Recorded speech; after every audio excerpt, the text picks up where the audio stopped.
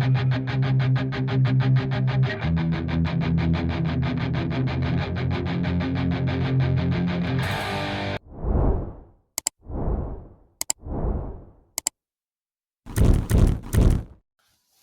and welcome back to the David67 Celtic News YouTube channel. And obviously very happy David67 after Celtic's brilliant, commanding, decisive, dominant 6-0 away win over St Johnstone. At the top of the table, keeps us 100% perfect for wins, keeps us at 100% perfect for clean sheets. Top of the table, well ahead on goal difference from Aberdeen, and obviously takes us into the game against Dortmund in the Champions League on Tuesday, full of confidence, and still waiting for updates on whether Cameron Carter-Vickers and Greg Taylor will or won't be fit for the game on Tuesday. However, I think the performances of Austin Trusty and Alex Valley do give me some comfort and confidence that we should be able to cope with Carter-Vickers and Taylor not being present on Tuesday, although obviously if they're both present and Celtic keep that back four and goalkeeper cohesion and organisation, Celtic have every chance of a clean sheet or just conceding the one goal. Lots of positives to take into the Dortmund match on Tuesday, but still waiting for injury updates for Taylor and Carter-Vickers, who appear to be the two injury doubts for the game on Tuesday. Before we do crack on with the full post-match review, please, if you are new to the channel and you like the video, like the type of content, do please click that subscribe button if you're not yet subscribed. Keep the numbers pushing further and further past 1,000 towards 1,050. That would be tremendous for the channel and for me. And as I've said in previous videos, even just one new subscriber every day does make me so happy. So if you do like the video, also do click that like button. It helps with YouTube analytics. And comment section open for your own thoughts, opinions regarding Celtic's 6-0 win yesterday, who played well, who maybe didn't play quite so well, what you feel regarding the ratings I'm going to give each of the 16 players who played for us, which I'll do in the later half of this video. 6-0 win, couldn't really have been much better.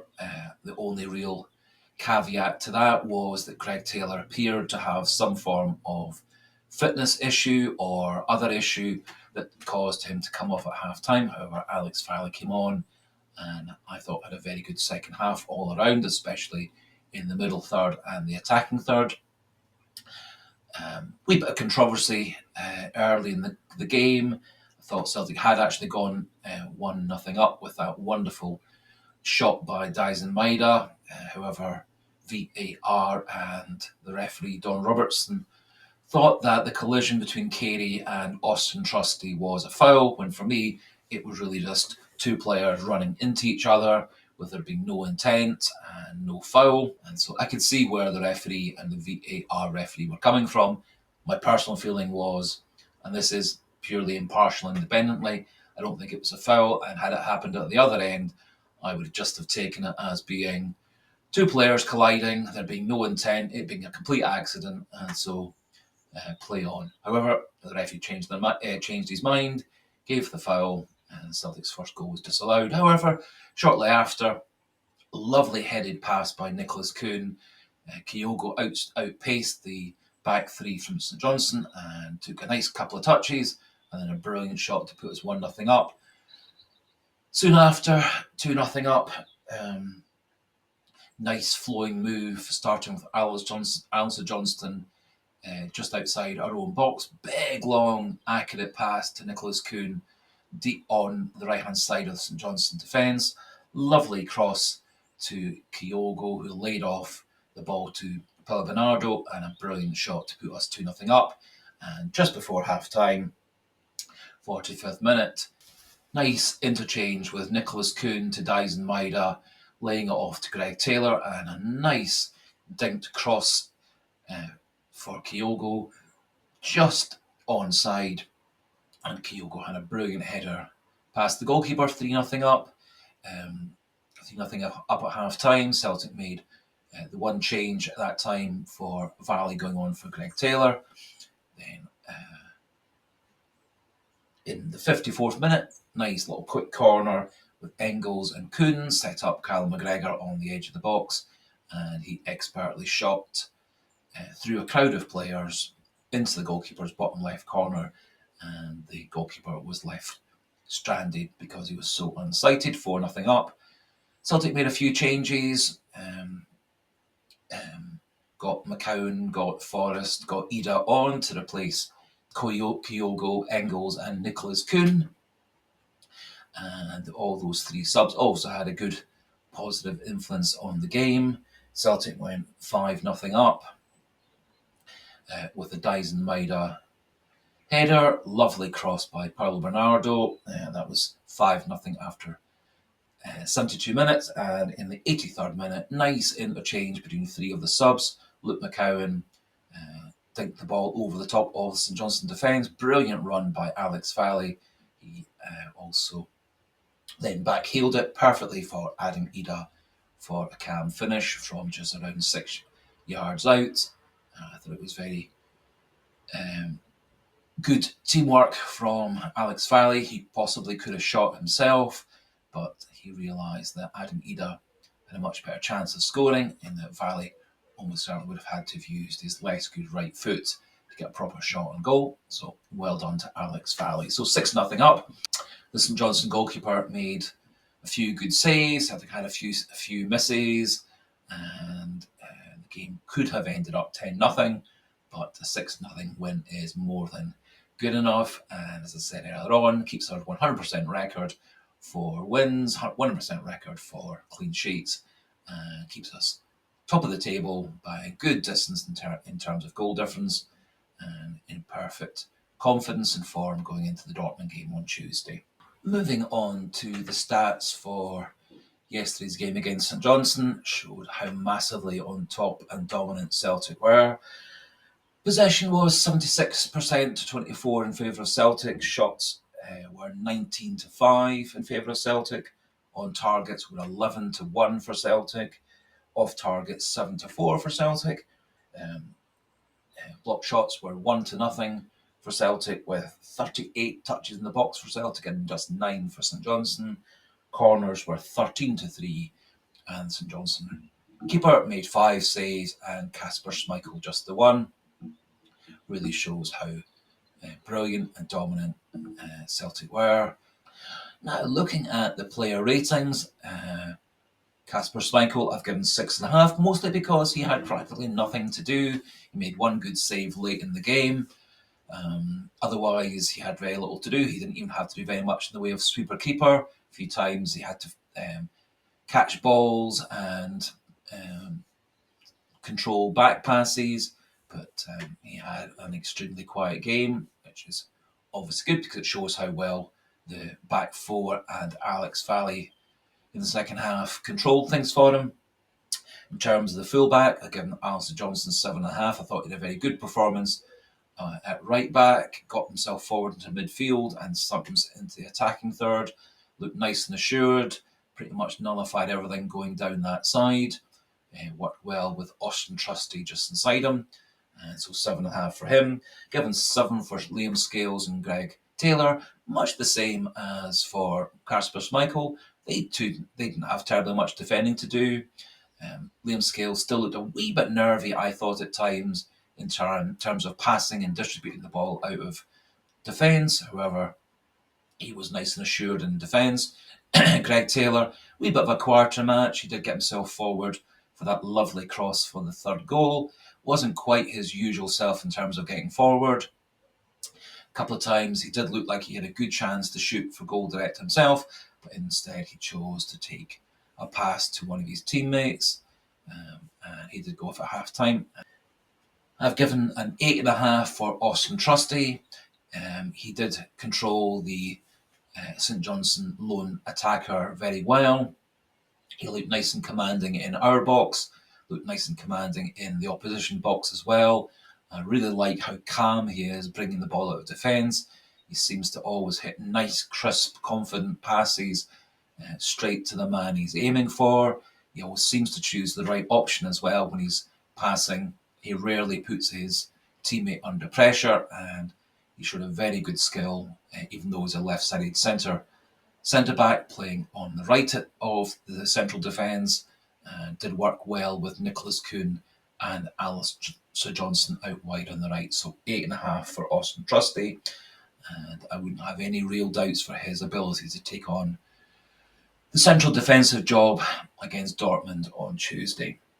In midfield, I've given 8s for Callum McGregor and Paulo Bernardo. Thought they both played very well. They both scored goals.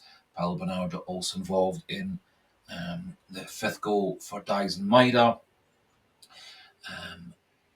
And I thought Paulo Bernardo had a really good game off and on throughout. There were times when he did seem to go a wee bit anonymous, but all those good spells made up for 1 or 2 spells where he did seem to be less involved in the play. Callum McGregor had a nice controlling game in deeper midfield role. He broke forward to score that 4th goal with a beautiful shot from the edge of the box. And I thought he led the team very well and got defence, midfield, attack and wide players all involved and playing as a one. So 8 for him. I've given 7 for Arnie Engels. Thought he had a wee bit of a quieter game. Not quite at his best, not quite as much getting forward, linking the play, good passes, but still a good performance. So 7 for him. Given Nicholas Kuhn 8 out of 10. He was involved in the 1st and 4th goals directly. He had a part in the 2nd and 3rd goals as well. Didn't really form much of an attacking threat himself. Did have that shot that was blocked that rebounded for Maeda to score the goal that was disallowed. And so lots of good assists, lots of good contributions for the first 4 goals. So 8 for Nicholas Kuhn. Given both Kyogo and Dyson Maeda 9 out of 10, and man of the match to Dyson Maeda. Kyogo, 2 lovely goals, lots of good running in behind the St Johnstone defence. I thought he looked pretty much back to his best and was much less wasteful of the good chances up front. A couple of missed chances early on where he couldn't quite get a good enough shot off to beat the St Johnstone goalkeeper, but once he got into his full flow, he was brilliant. So 9 for Kyogo, 9 for Dyson Maeda. Scored a goal, involved in a lot of Celtic's best play, up and down that left wing, broke back into midfield, broke back into the defensive third, and I was so impressed with 86 minutes gone, 6-0 up. Dyson Maeda is still running full pace from one end of the pitch to the other to win back the ball and restart the next attack. Tremendous commitment, tremendous team play, tremendous teamwork, and was an attacking threat in the final third and scored himself and had a goal disallowed. So 9 for Dyson Maeda. Given 7 for Alex Valley. Didn't have a lot of defending to do in the second half. Broke forward nicely into midfield and attack, and tremendous run into the box from the Luke McCowan chipped pass, and very cleverly backheeled the ball to Adam Idah to score the 6th goal. So very impressed from Alex Valley, particularly in his work in the middle third and final third. And what we do know from his time at Barcelona and on loan last season in the Spanish second division, he is a good defender as well, big and sturdy, strong, has a lot of pace. Given also 8 for Adam Idah. I thought he looked very busy up front, lots of nice runs, lots of good ability to get in behind and hold the ball up, and a lovely calm finish for the 6th goal, so 8 for him. Uncertain whether Rodgers will go with Kyogo or Adam Idah up front. Really depends on whether he wants more to get the ball in behind Dortmund or whether he wants Idah to be more of a target man, get the ball up to him and then bring the wide players and midfielders on to help support him get into the box. So we'll see what Rodgers goes with on Tuesday. Given 7.5 for Luke McCowan. I thought he again came on with about half an hour to go.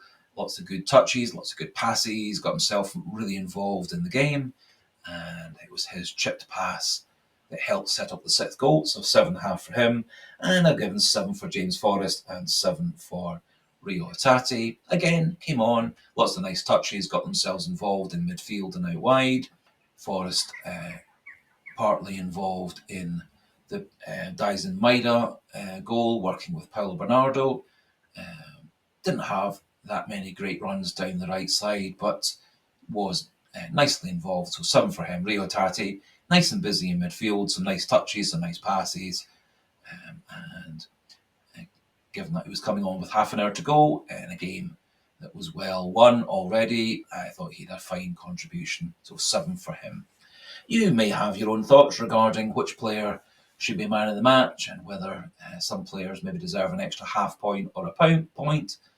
But those were my immediate post-match reactions for the 16 players who played for Celtic yesterday at St Johnstone.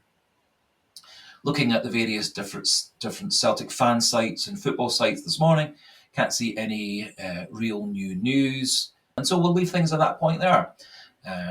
Before we go, just a wee quick suggestion, encouragement, reminder: if you are new to the channel, not yet subscribed, please do click that subscribe button. If you like the video, please do click the like button. It does help so much with YouTube being convinced it's a good video to share with other people.